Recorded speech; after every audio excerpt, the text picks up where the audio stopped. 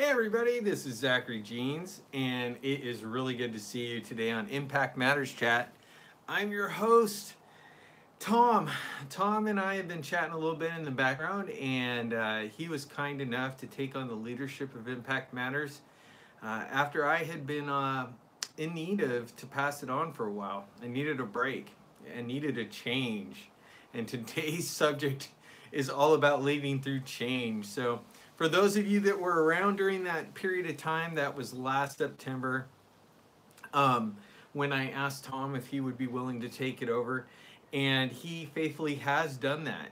Now, in the background, Tom and I were just chatting a bit over the last few weeks, and one thing that became clear was, this is a lot of work for any one person, and there's a really great thing about co-leading a chat or something like this, a community group. So Tom asked if I was willing to cover him this week again, like I had a few weeks ago. He's out in California helping serve some folks doing some leadership training. And I said, of course. And to the larger point, I said it would be cool if, I do this every couple weeks. So Dan Forbes and I, Dan founded Lead with Giants, which is the, foundation chat to what Impact Matters became. And early on, I subbed in for Dan a few times over the summer, the first year, and then joined him on the leadership team and co-hosted at first just once a month and then eventually every couple weeks. So leadership's tough, and it takes a lot of help from a lot of people because you can point out things about how to go a particular direction. You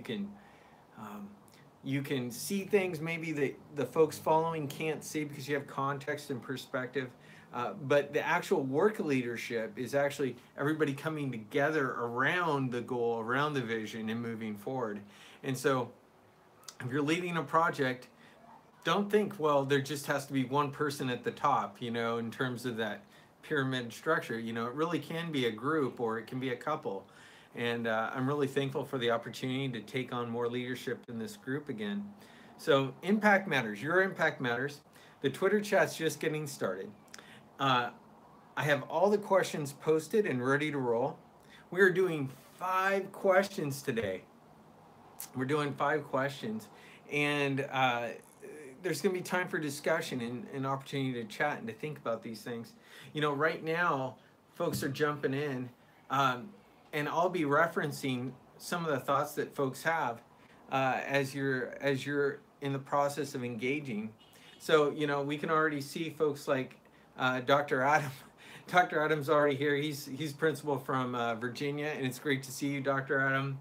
And we've got the wonderful Wonder Picks herself, Trish.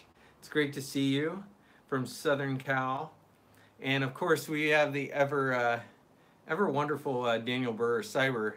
Cyber, it's always good to see you, Daniel. Thank you for servant leadership. Beautiful flowers today that you're posting on Twitter. Now, if you're just watching this and you're wondering, what am I talking about? Well, there's a Twitter chat going on right now. And a Twitter chat is simply a group of people gathered around a hashtag, the pound sign. And in this case, it's #hashtag Impact Matters. And if you go to that hashtag, you'll find a number of folks gathered around talking about the relationships in the beginning, just saying hello, connecting after being maybe not engaging with each other for a week or since a couple days ago. And then there'll be a list, there'll be questions that'll come out. It'll be like Q1. And then you'll have an opportunity to answer back A1 and then your answer with the hashtag Impact Matters. And then through that process, not only do you grow personally as you deal with these questions, but you have an opportunity to have other people answer those same questions and think about the way they're processing. So it's very helpful. This is something we can do with that we can do here on Twitter, but it's also something you can do inside your company, inside your church, inside your family. You can post 4, 5, 10 questions in over an hour. It's sort of a rapid, upbeat pace. You can engage in those questions, right? So that process forces you to think and answer quickly. And it also tends to make you answer truthfully.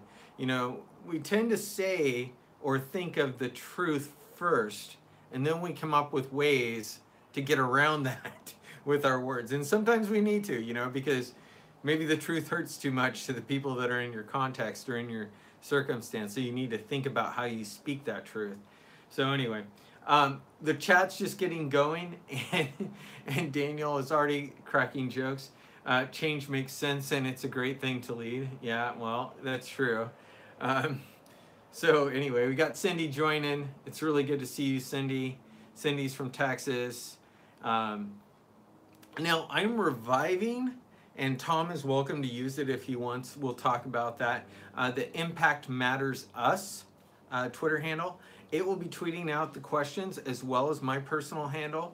I've included pictures with each question, not so much to guide you on how to answer, but just something to spark the thinking process and really just catch your eye if you're on Twitter looking at those things.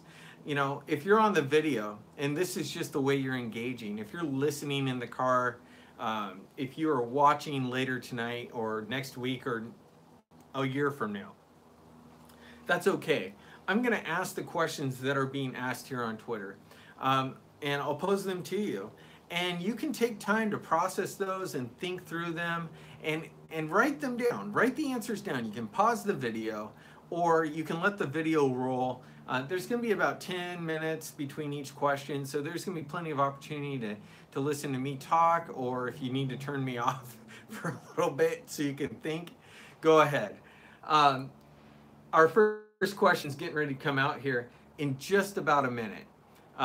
And for those of you that are on social media, feel free to retweet or reshare any of these questions. And really, you're welcome to share them throughout the week. If you find another context, just give us credit.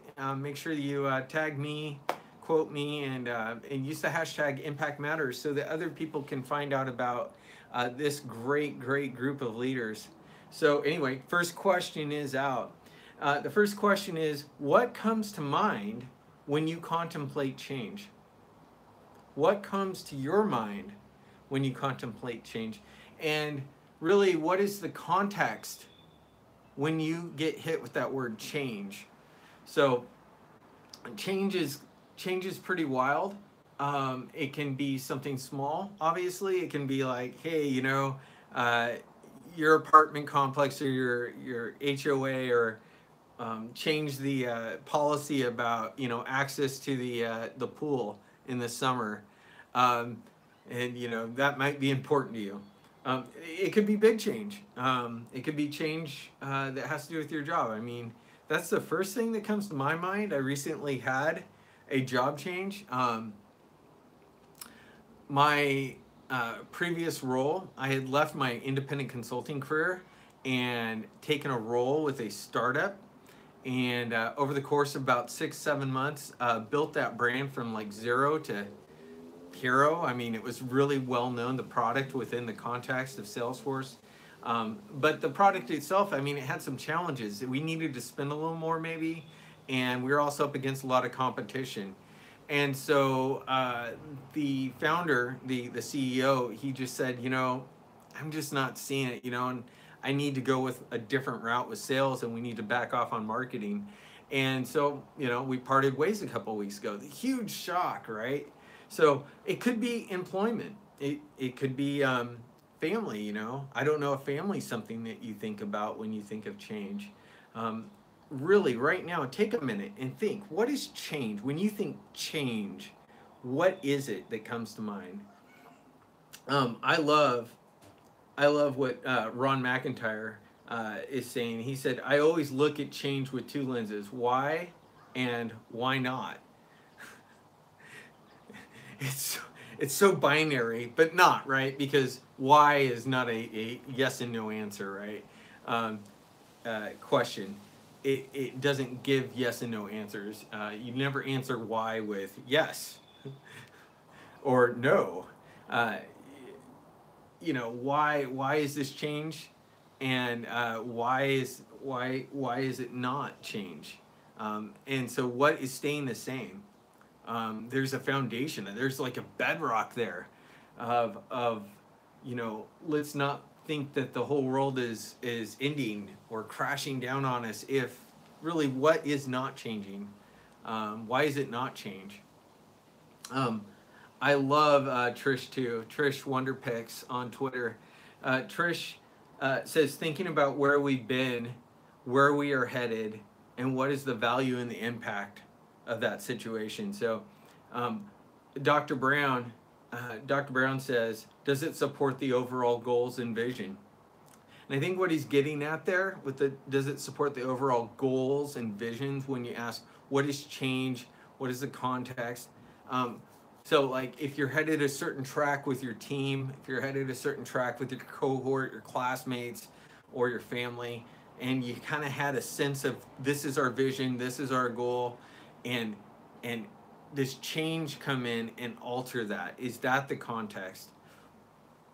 I love, so there's some Twitter handles, right? You know, some of them are a string of numbers and letters. And then of course you have a name. And so many of you know that in your social media profiles, you may put up a different name in the name place versus what the actual handle is there. And Govefe, B, Govefe says, first thing that comes to my mind is why there is a change, and is it good or bad, or an improvement or not? And what further challenges are there in this type of change? And how does this change affect me? So I can tell she's all over the, let's just ask the questions. What's happening? How does it impact me? What is it a good change? Is it a bad change? So trying to understand, and really, because change in my mind is things were a certain way and now they aren't. Those are natural things to do, right? I like to listen. I like to listen. I like to ask what is this thing, and ask all kinds of questions of it. And then once I've listened to what it is, I don't really want to stay there. And I think some of our next questions are going to kind of get at that, and I won't jump ahead. One advantage to being the host is I know the questions before we're going to ask them, so I'm not going to jump ahead too far. For those of you on YouTube, thank you so much. This is a bit of an experiment. If you've got questions, obviously, you can ask them on Twitter. Right now, I'm not managing 2 lines of chat, so I'm not responding to chat comments in YouTube. But any takeaways that you have, let's keep them positive for the folks that will come and check out this YouTube video down the road. But go ahead, you know, if there's something in Twitter that you just love, quote it, copy, paste it in YouTube in the comments, leave a like, hit subscribe. When you do that, more people will be able to discover these videos, and we never know what we say, what we say and put out there on social media or YouTube or on a podcast, how many months or years later it might just impact somebody totally positively. So thank you so much, Lori. It does look like I will get good comments, right? I'll be able to see the chat. It's going to go ahead and surface those out to me, and I really appreciate that. So it looks like Sonia's saying the same thing. Hey, Lori. It's so great to see Sonia Harris as well. And really, we're going to get into this next question here in just a second, and it's going to have to do with kind of where Kovefe was going. What are the things you do? What's your, not what's the entire plan, but what is your initial plan? What's the first thing? Not just one thing. What are the first things that you're going to do? How do you approach change when you're like, okay, it's happened. Now, how do you go about acknowledging it and processing it? I love Cindy's comment there. Yeah, change feels chaotic, yet it can bring about major growth. That's a really good one, Ron. Thank you so much for putting it in there. And the great thing about putting comments here, for those of you that are watching, again, they persist, right? And how many times do we read YouTube comments and it's nothing but, just bile, like hate, right? And I'm sure we're gonna get people that are gonna just mash on this YouTube video and they're gonna be like criticizing my glasses and my hair and the way I talk and the sounds around. They're gonna hate. Haters are gonna hate. Taylor Swift said it, right? So, but if you take the time to take some positive statements that you see out here in this chat, things that resonate with you, and quote them and put them in the comments section, we can start to have an impact that matters out here in the YouTube world. And you never know. There's probably people already doing this, but maybe we could be a part of something where we're trying to change the tone, change the way people engage out here in some of the comment sections of blogs, of videos, of podcasts. So thank you so much, Ron. Thank you so much, Lori, for saying things. We really appreciate that. So the second question is coming out here in a minute, and I just want to say that I'm really blessed by everybody in their comments, how they're how they're talking to each other. The thing that I love about Impact Matters is that over time this chat has evolved and matured, and folks have come and gone, of course, but there's a core of behavior that has been built by everybody who's participated, and that we build each other up. We aren't afraid to critique one another, right? So it's not all sunshine and rainbows, but it's critique with a goal of challenging ideas to arrive at truth. And one way that I like to say it, and this derives from my faith, is I like to speak truth in love. So it's not that you hide reality, right? But you also just don't blast people with reality. You hit them with reality in a way that is contextual to their situation, that aims at helping them take the next step in their life. And if you think that you got to kill everybody with kindness and never tell anybody truth, well, you aren't helping them either. So you got to speak truth, and you got to do it with love. So yeah, let's get on to the second question here. And if you're listening to this or you're watching this somewhere down the road, the question is what is your plan? What are the first things you do when you encounter a change? What are the first things you do when you encounter a change? The context matters, obviously, but maybe you get down to some core principles. What are they? How do you ask the first questions, and what are they? When I hit change, as I spoke of earlier, I like to see it for what it is and not hide from what it is. I think it's really important, whether it's a hard change or a positive change, to try and understand it for all of its positives and all its negatives and all of its in-betweens. In other words, don't over-exaggerate it one way or the other, sideways, upside down, whatever. See it for what it is. And so I ask questions. About, okay, what is it? What's happening? Is there a process involved?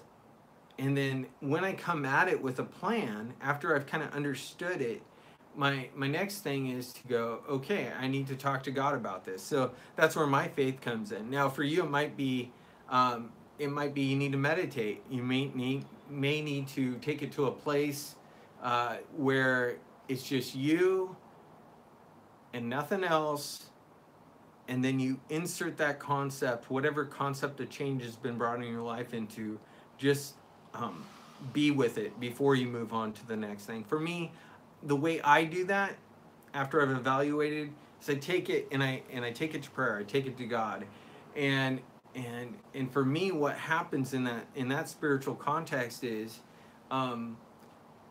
wisdom, things that I've read or heard, over the years start to come to me. I feel like they're sparked within me, and those things are important. And I start to talk to God about those things, and then I tend to write those things down. You know, I may journal later, like the next day or something like that, and write a whole bunch of things. But initially, it might just be a thought, a couple ideas, after I'm done praying. And then the next thing I do is I like to take it. I like to take it to my wife and to her first. And I really try to not supersede that or usurp that by taking it to, like, my son if he happens to be home before she gets home. I try not to take it to a friend before I talk to my wife about it. There are always going to be contexts where, it's like, look, it's going to be a while before I can adequately talk to her. And maybe it's not a massive change, so it doesn't require me to make sure we talk about it first. But in general, like my example of having this out of the blue job situation come up, I kind of knew we were trending that way, but with the job, but like I didn't know it was going to happen that fast. So even though my son was home that day, I didn't talk to him about it straight away. He's 13. He's old enough to understand these things. But I took time to wait and talk to my wife. And I'm really glad I did. And then very shortly after there, of course, we included Kieran and my son in that. But after we've talked, myself, I've talked with the Lord, and I've talked with my wife, and then, of course, my son. That's when I start to reach out to a small network of people. It's not a predefined network, but there's kind of like a sense of who are these people? These are people that I know won't gossip. These are people that have relevant context to my situation already, what I'm already going through. So in this case, there were a handful of folks that could kind of see what I was doing in my job and kind of knew how the product was going or not going. And so they were already close to me. And so I knew when I talked to them about it, they would have good advice, right? And really the purpose of the call isn't to complain. It's really to go and say, hey, this happened, and enough so that they're like, yeah, that sucks. But really not to focus on, hey, that sucks, but to focus on, okay, so you're at here, what are you thinking?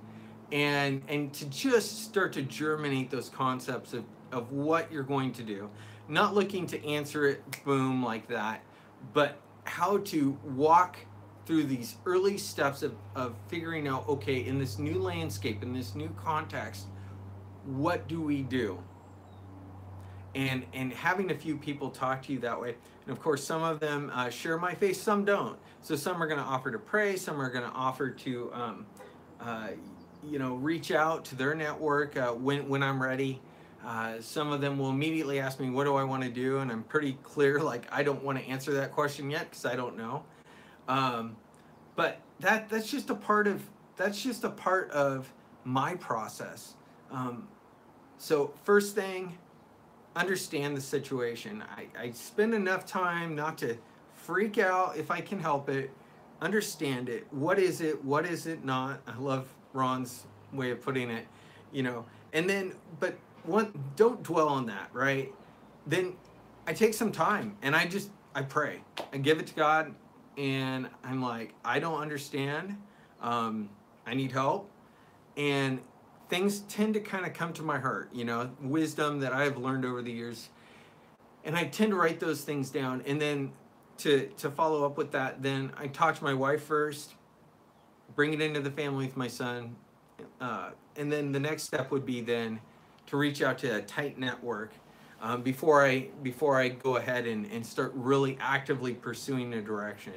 So I'm going to share a couple of my favorite answers here. Lillian says it depends on whether it's an expected or unexpected change.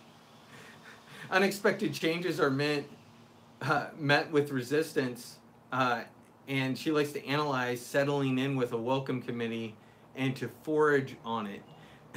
I like that concept of foraging. Like, I wish Lillian would expand on that. I guess to chew on it, maybe that's where she's going with it, you know. I like to mull things over as well. Um, so Piyush Goval, PG underscore P underscore PG PMP. Yeah, so PG underscore PMP. So Piyush has been participating in our chat for a long time now. And Piyush is from India. And he says, first, think to look for the why, and then the what will be the impact, and then how we will overcome the new challenges, if any, due to the change. So I get it. So he has kind of a logical process that stems from a query. So he goes with first the why. Why is this happening? Then he goes to what, and he focuses on what's the impact of this change. And then he goes to the how will you overcome it. And then I like how he kind of puts it in a framework. You could almost diagram that, right? And under each one, the why has a lot to do with maybe the analysis that Ron was speaking of, that I was referencing earlier. And what, Kovefe. Still love your name, Kovefe. So, you know, that's the why part. And then the what, he's narrowing in. He's narrowing in. He's not saying, you know, well, what's this and what's that and what. He's just saying, what is the impact of the change? And I assume, what is the impact on him, the people involved? And then he moves on to how. He goes, how will you overcome that? So he gets really pragmatic about it. So that's really nice. I like that. Kathleen has something to say. I like this.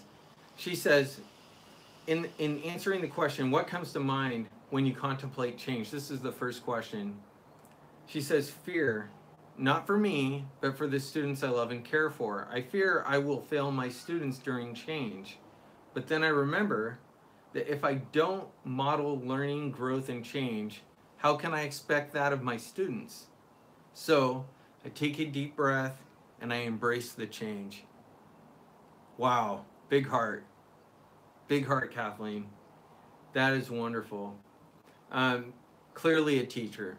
And clearly somebody who's working in a very hard job. My wife's an art teacher, and our neighbor, one of our best friends, is an English teacher at a high school. And of course, many of you out there that are my friends, you're in education, and whether you're in higher ed or, you know, all the way up and down the spectrum, you know, students, we're tough. We're tough people when we're students, right? And life's tough, and we make it tough on you as teachers, and we're sorry. I think we all can say that to our teachers, right? But Kathleen, man, what a heart. Appreciate you so much. So anyway, we're on to question 3.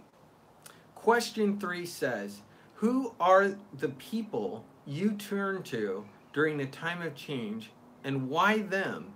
And I really want you to be as specific as you can. I want you to think of, who are the people?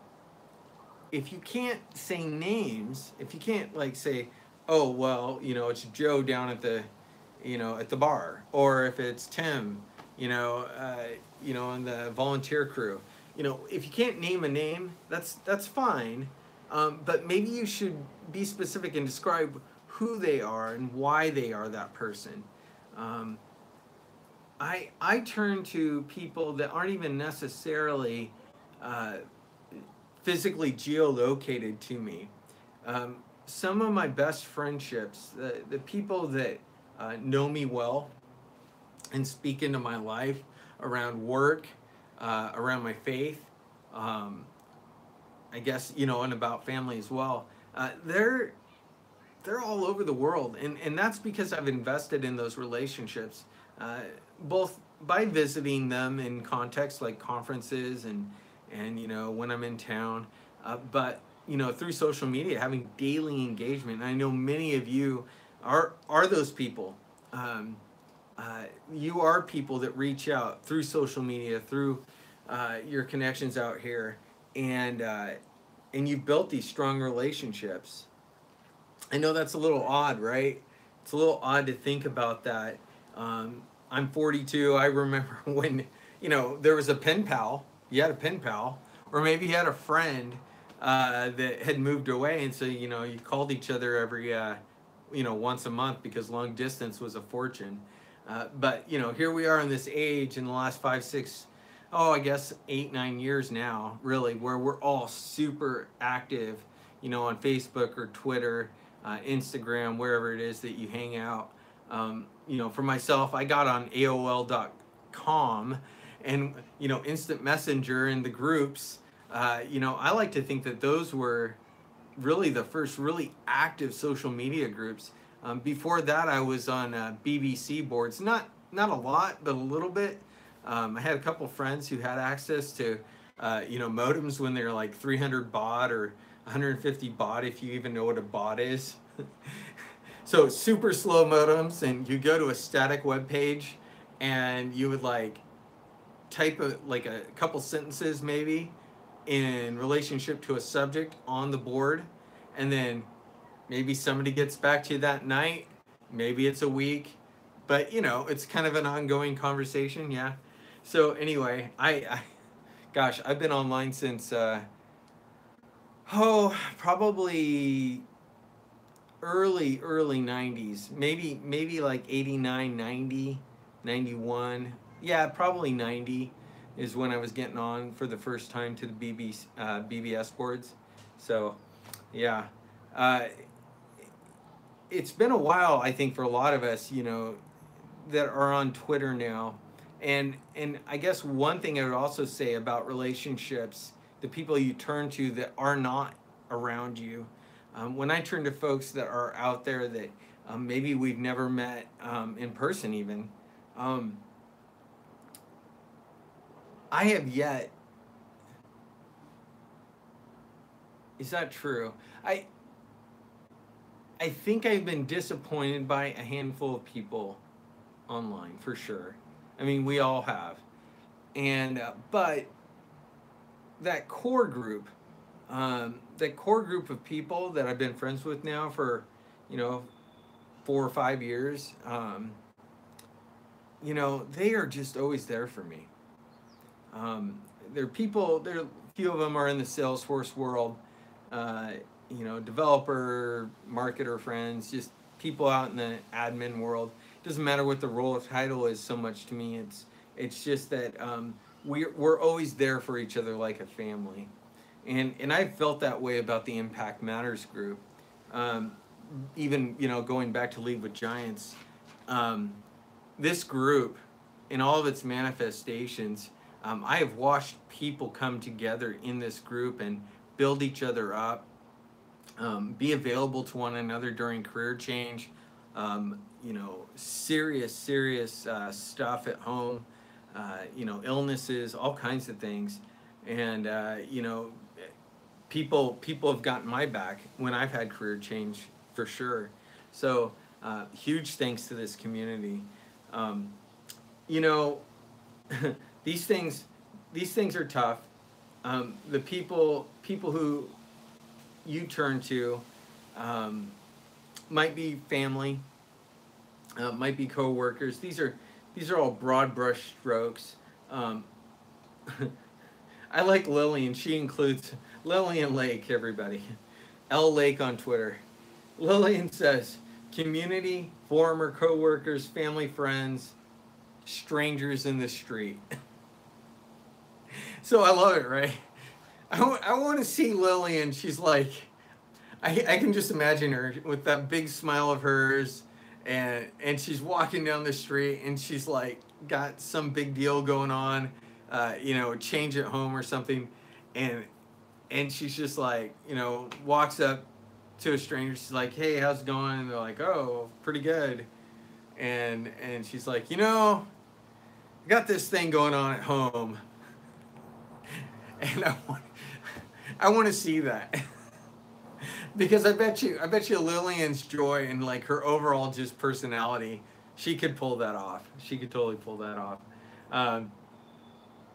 But anyway, so Lori has a great comment here, especially on question 2. I like what she has to say. She says, if the change catches me off guard and I don't like it, I usually fight it at first. I've learned the hard way that resistance gets you nowhere. Yeah. I mean, if the tidal wave is coming, you're not going to win. You can figure out how to ride that thing into shore or something, or get out of the way. But yeah, change when it comes hard, and there's not a whole lot you can do.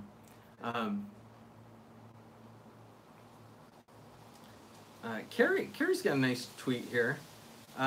She says she has mentors, and I gotta wonder, do you have mentors out there?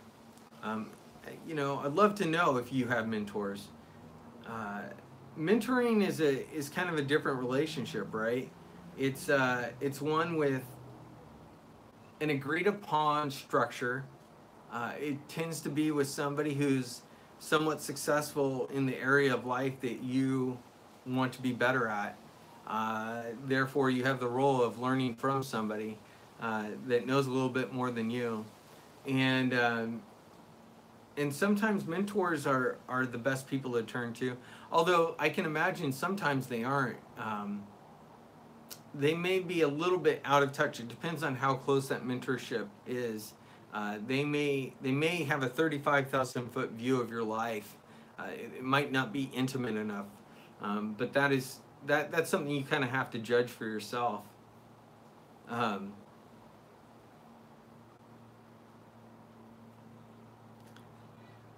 There's some great conversation going. I love this group. You look around. Mark Carruthers is out there. Mark_BCP. He says that he seeks out those who know the most about implementing the change and ensure I gain as much understanding as possible. They're the knowledge base.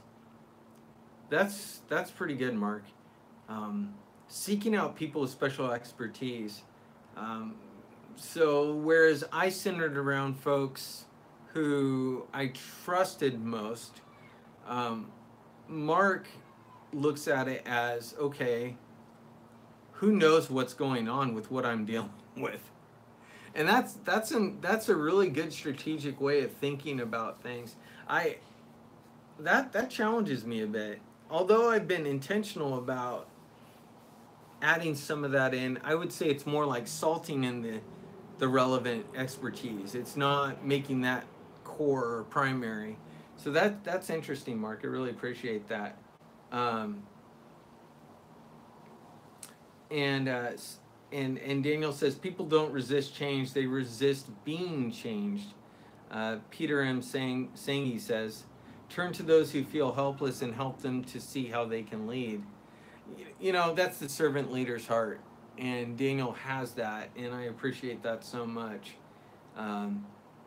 There's a one more point on that. Who do you turn to?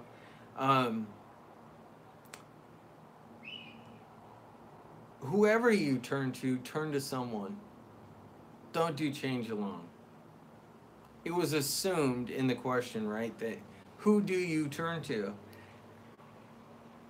I'm doing that on purpose because I want that to be a given. When you go through change,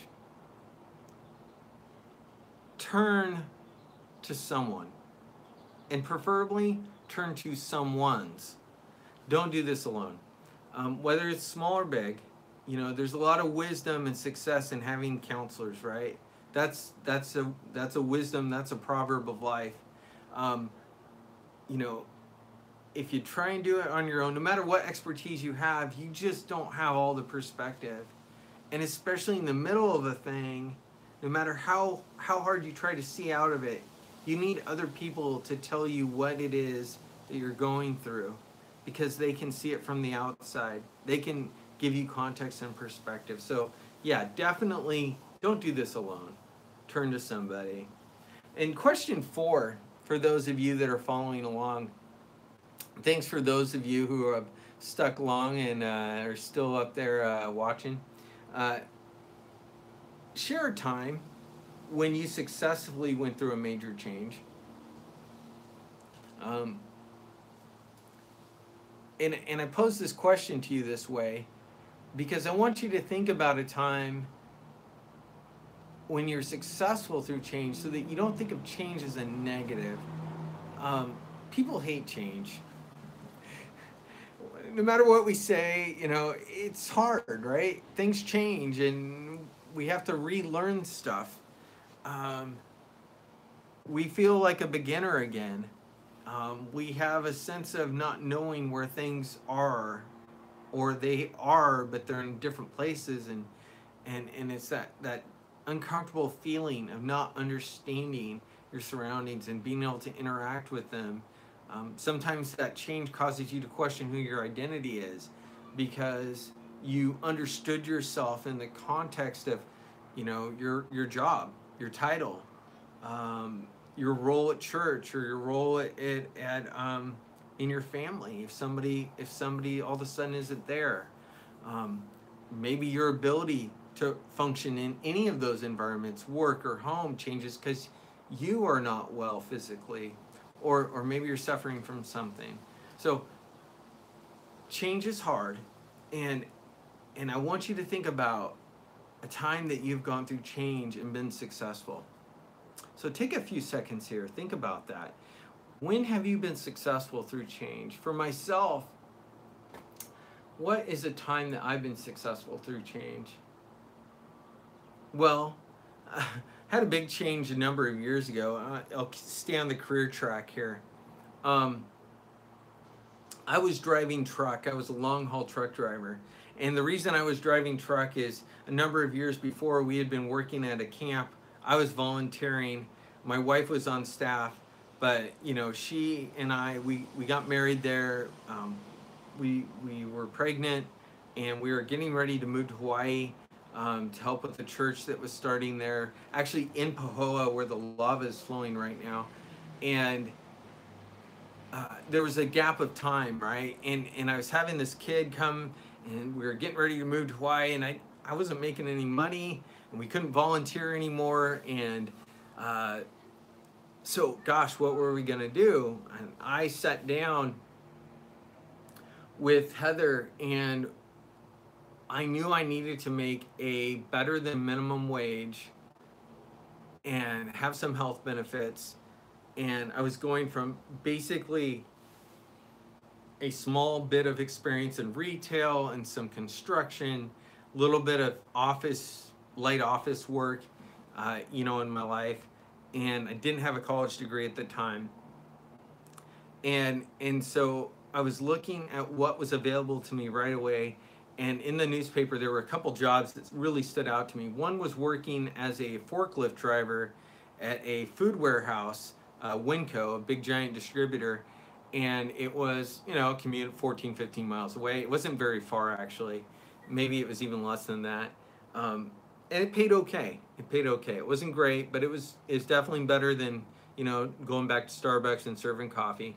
The other job was driving a truck, long haul truck, and that looked like it was going to pay more. It was going to pay in that sort of 45 to 50,000 to start range. And here we were. Didn't have any savings, didn't have anything to fall back on. Heather was having to leave her job. She could no longer perform that.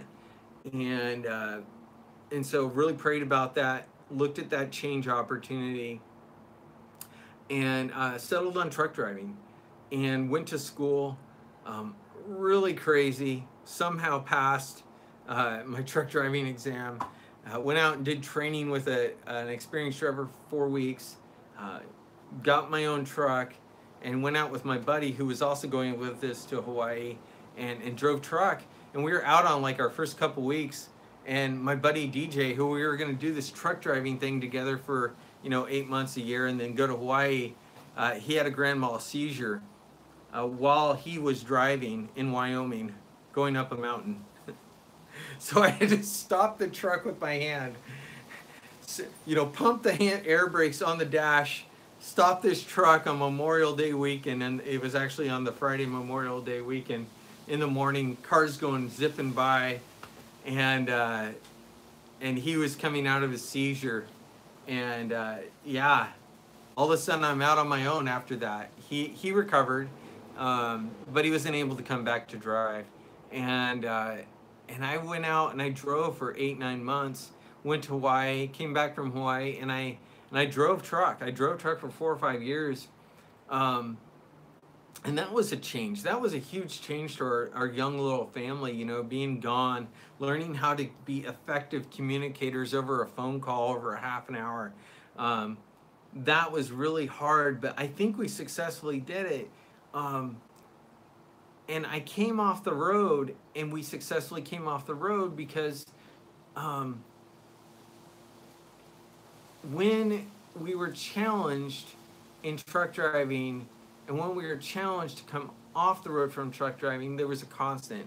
And for us, that was, we prayed about it, felt a conviction that that was the way we needed to go.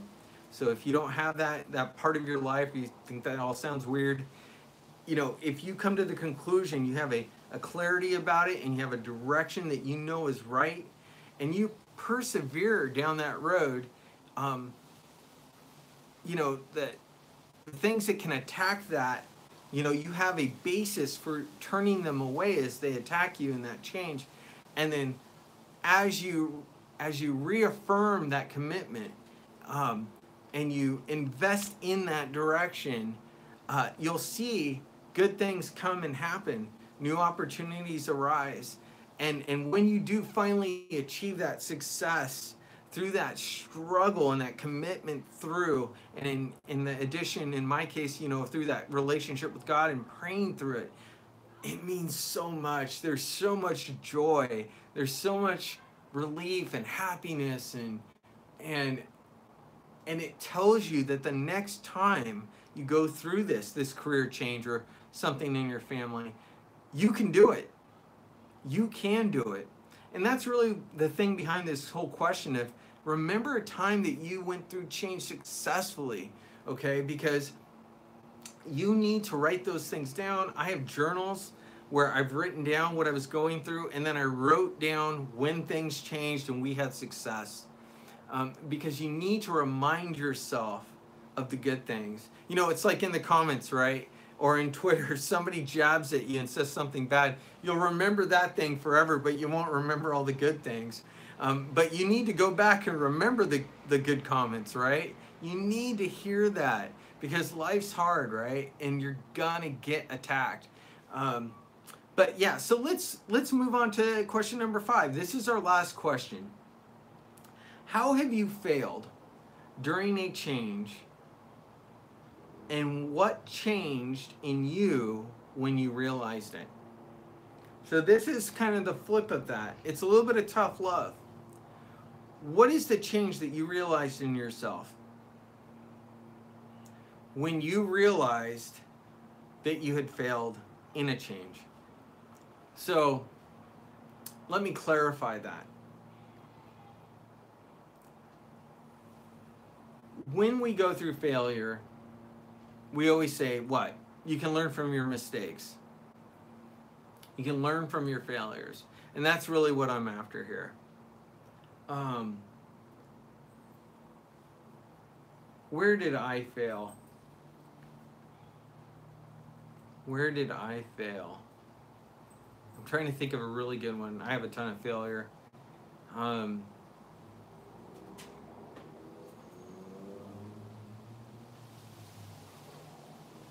You know, the one that comes to mind immediately is seminary. So I finished my bachelor's degree. I went back to school. It took me a number of tries. Maybe this is just a theme about, you know, never giving up, but I tried to go back to college a number of times over my life. From the time I got out of high school and I started, and after a couple, 3 quarters, I got out. Went to the Army, got out of the Army, went back to college. About a year or so in, I lost my scholarship. I had to quit. Went back to college, you know, later in life, when I was in my late 20s, I failed out of Greek. I was taking ancient Greek. That was really hard. And I asked for help and I couldn't get help. I couldn't get the help that I needed. And I ended up losing my opportunity to stay in college because I failed Greek. And it was 5 credits and it sunk it put me on academic probation. I couldn't stay in. So, and then I went back. I went back just a few years ago, and through a degree completion program where classes every Thursday for like four hours, and bunch of writing, bunch of reading and writing, and I finished. I finished with a degree in leadership. And part of my commitment after that with a friend of mine, a couple friends actually, from that group, was to go on to seminary. And I applied, I enrolled, and it was just too much for me.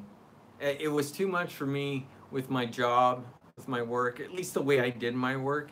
Maybe maybe I could have done it. Everybody else seems to be able to do it, but I was having a hard time managing both. And so I went ahead and said, hey, this is too much. So I said, table it for a year. After the first quarter, I dropped my classes, went full on work, lots of change that year. And then at the end of the summer, I had the opportunity to go back. And I thought, okay, I'm going to go back. I'm going to give it another try. And guess what? I was drowning. I was drowning in a brand new role, the one that I just left. And I just started it. Seminary classes, a lot of work, and a lot of stuff going on with my family. And I remember Heather telling me, she was like, Zach, we will support you. But it seems to me you have 3 things going on here, and you can do all of them poorly based on what I'm seeing. Or you could do 2 of them well. You could do 2 of them well. And so, it's either family and work, or it's family and school, or it's work and school, and we'll take a step back and we'll support you. But we realize that life's going to happen without you. And for me, it became really clear. I had to go through that process of dropping my classes, dropping out of school again, right?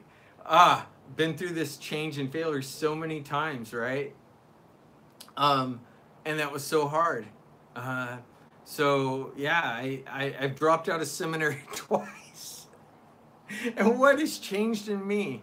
What has changed in me? Well, I realized what Heather said is true, and there are different seasons of life, right? And right now, and back then, it wasn't the time to go to school at that level. At least the way I want to do it, which is really, really dig in. I just don't want to check boxes and skim. I really want to learn. So anyhow, that's just not where I'm at in life. And I really honestly also learned that, at least for now, right now in my life, I have my passion and my calling right now in life is out in the business and technology world, and specifically in the Salesforce ecosystem. And so when that season is done, and I don't know when that is, it's not done right now, but when that is, then maybe those doors will shift, and maybe there will be the financial provision not to have to focus or worry about work so much, and I can do family and seminary really well. Maybe I'll never get back to it, but I learned that I'm okay. Whether I go back to seminary or not, I'm okay, being who I am and doing what I do. Because, once you know that, your family's got your back, and you know what you're doing and work is cool, or whatever those couple things are, then those other ancillary things that are important to you, they aren't the primary things that are important to you. And they can be important, but they can take a side seat to you, to those things. So I really do want to thank you for your thoughtful engagement today. Thank you so much for being part of the Impact Matters community. And if this is the first time you're seeing this video and you managed to stay with us to the end, please leave a like, answer some of the questions in the comments. Feel free, we'll go ahead and post all the questions in the comments. Feel free to answer them in the comments. You never know what your answers will do in somebody's life if they can read them. If you keep it to yourself, nobody else can benefit from it. Nobody else can go through change with your help if you don't share it. So thank you so much to everybody. Thank you to those of you, the two of you that stood with me through this whole thing on YouTube. And I'll take feedback. I intend to do this regardless of the feedback for the next 4 or 5 times. And then I may adjust. I may adjust based upon that feedback. Please, if you can, do something for somebody this week to help them get through change, okay? So take what you learned here about yourself from other people and take that forward. Go have an impact that matters.